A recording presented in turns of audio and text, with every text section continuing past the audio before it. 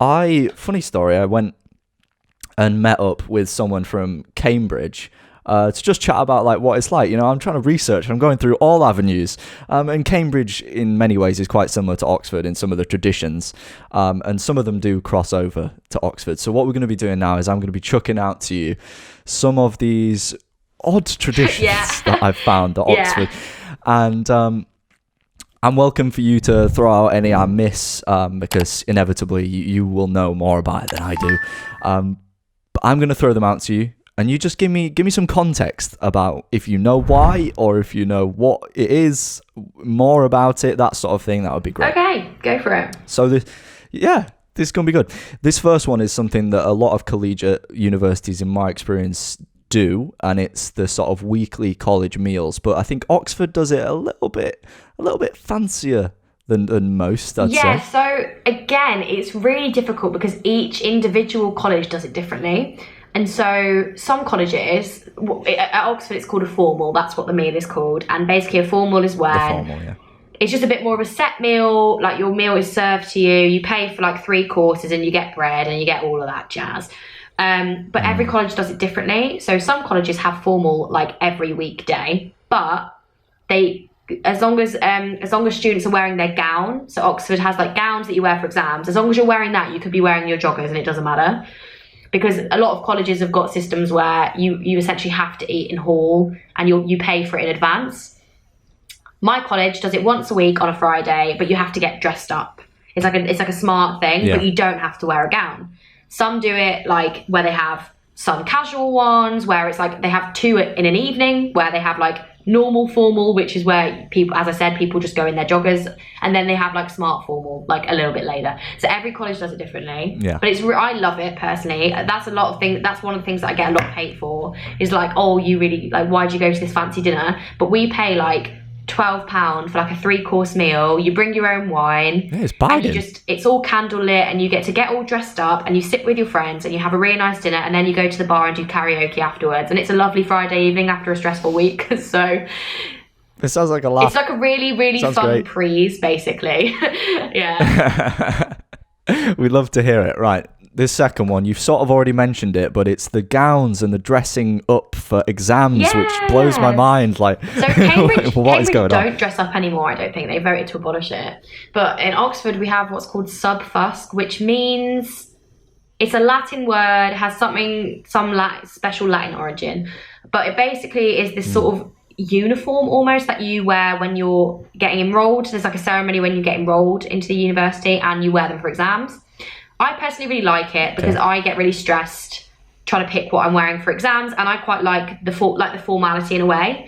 Basically, it's black bottoms and a white shirt and your gown. So the one thing I don't agree with at Oxford is that there are 2 types of gown. There's your commoner's gown, which is the one you have in first year. It's a default, and it hasn't got sleeves. I actually prefer it, not gonna lie. And then there's the scholar's gown, which you get if you get a first in your first year or in any of your subsequent years. I don't like that division between commoners and scholars, because why are you going to call people that have got 2-1 commoners? Are you serious? So yeah, and you also wear a flower. So the people in the year above who are sort of like responsible for you are known as your college parents. We have like college families. And they will buy you. This was one of the ones that I've got on the list. Cool. So go for it. They'll buy you like your flowers for your exams, and so you wear a white flower for your first exam, and you wear pink ones for the ones in the middle, and then you wear a red one for your last one. It's something to do with like the ink bleeding into the flower, like the ink of knowledge or something. I don't even know, but I really like that as well, because when you're walking down the high street and stuff, you see people with their flowers, and you can see which exam they're on, and you can wish them luck, and if it's their first or their last. So I really like that tradition. But yeah. So it generates a bit more of a community. They gave Oxford students the chance to get rid of it, and we voted to keep it. So people do like it. I personally, I read that. It can be a bit annoying sometimes, but I did my exams in a heat wave, so it wasn't the cutest thing, to wear like a blouse. But no, it makes you feel like you're going to an exam, because the exams are in a special building and everything. So it's like, yeah. Mm-hmm. No, that sounds cool. I'm not sure I'd get behind the, like you say, the commoners and the the scholars a aspect of hotly it. divided topic in Oxford still. They think that you shouldn't have a special gown for getting a first, but yeah. There we are. This third one, do correct me if I'm completely incorrect with this one. It's not a tradition at all. All I've got written down is carnation. What is does that ring a bell? Flowers. That's the flowers. Yeah, they're called carnations. So I've already explained that one. Boom, done it. You're way ahead. And then you already explained the next one, which is college parents. But just for a bit more context, at the Uni of York, we have like these things called sticks, which are like second and third year like carers sort of thing. Is it similar to that, or is it more long term?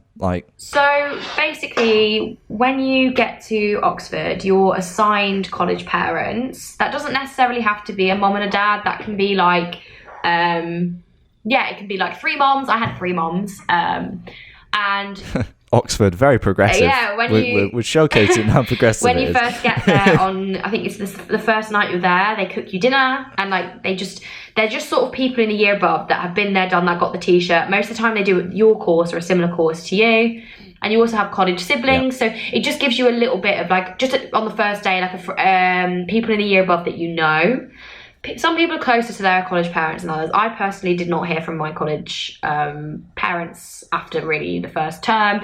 I will admit that I was not the most present college mother because of COVID as well. I'm close to some of my kids and I haven't spoken to other, like...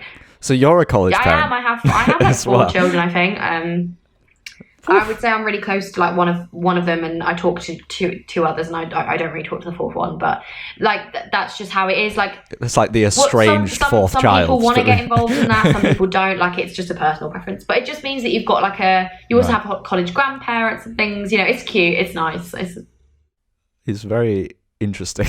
I'd say that. The only time it does get awkward is when like romantic people sleep with each other. Yeah, I was just to say. Then it's a bit like brings a new meaning to incest because you're all families and parents. Yeah, it's a bit weird because like technically they're not related to you at all, obviously, but with the weird college thing of being parents and things like that, on a surface level, it kind of makes it look like that. But that's funny. Yeah, absolutely. Right, number 5 is fellow. People who follow you probably know what fellows are. I did a bit of research about what fellows are. It's quite a weird scenario, I'm not going to lie. Like, people get honoured for doing something particularly good in the college or the university, and then they get given the fellow, and they become, like, godly. I don't know. Like, what? Tell me about it. Yeah. I can't remember exactly what you have to do to become a fellow, but there's like a special fellows lawn in like every single college. Like there's one section of grass that only fellows can sit on and walk on. It's so weird. Obviously when you're drunk, you're literally like, look at me, I'm on the fellows lawn. No, so we also have what's called visiting fellows, who are like celebrities that are sort of like guest fellows. So they're invited to like sort of come and talk and have a say in the college for like a year or so. We had Emma Watson last year at LMH, which was super cool. We've had some really cool ones. But yeah, I honestly couldn't tell you exactly what you have to do to become a fellow. It basically just means that you get like a load of privileges. Yeah. And like I said, that one college where you're automatically guaranteed to become a fellow when you graduate is pretty cool. Yeah, that happens as well. Yeah. Yeah. The idea of being a fellow seems cool on the surface, but some of the weird privileges that I'd imagine have been in existence for thousands of years since the university was conceptualized is quite odd, with the grass and... Yeah, absolutely. I'm not sure if this next one is one that happens at Oxford, but I know it happens at Cambridge. It's like these special fellow dinners where the fellows pick a selection of students and they bring them to have like a super bougie 12-course meal in these super wood varnished rooms, like proper old Hogwarts style. Is that something that happens at Oxford? I can imagine it probably happens at some of the posher colleges. It doesn't at ours. We have like a scholars dinner where if you get first, your tutors will invite you to come for like a really bougie dinner, but it's not 12 courses and it's not... I don't know, we don't have that. But I can imagine maybe they do have fellows. We might actually have fellows dinner. Maybe I just don't know about it. But I can imagine like Christchurch or something, they probably would, right. Yeah. I mean, it would be interesting. I've never tried to eat 12 courses. I'm not sure if I could do it under pressure, surrounded by loads of academics. You do usually get free wine at those ones. Yes, though. I heard At that as well. the special ones, you get free unlimited wine, which is dangerously awful. But yeah. Accidentally become a little bit too honest around something. Oh, I've made a fool of myself in front of many a tutor, yeah. Right. You've already covered the not walking on grass, which is mental. This one, I couldn't remember the name of it. You've mentioned it in your video.